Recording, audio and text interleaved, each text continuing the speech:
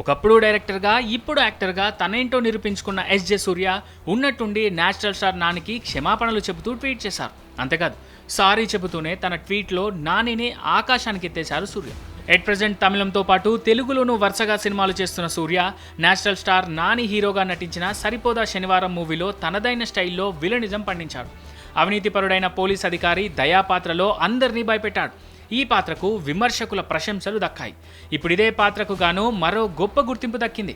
తెలంగాణ రాష్ట్ర ప్రభుత్వం ప్రతిష్టాత్మకంగా ప్రకటించిన గద్దర్ తెలంగాణ ఫిల్మ్ అవార్డ్స్లలో ఉత్తమ సహాయ నటుడిగా ఎంపికయ్యాడు ఎస్జే సూర్య. ఇందుకు గాను hero national star Nani social media వేదికగా సూర్యకు అభినందనలు తెలియజేస్తూ ట్వీట్ చేశాడు.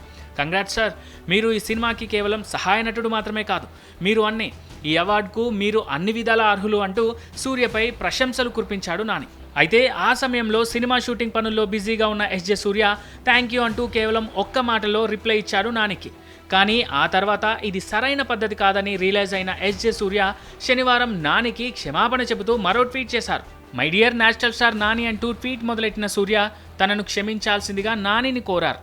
షూటింగ్ మధ్యలో ఉండటంతో అభినందనలపై సరిగా స్పందించలేకపోయానంటూ రాసుకొచ్చారు. మీకు కేవలం థ్యాంక్స్ అని చెప్పడం సరికాదంటూ ట్వీట్లో రాసుకొచ్చారు.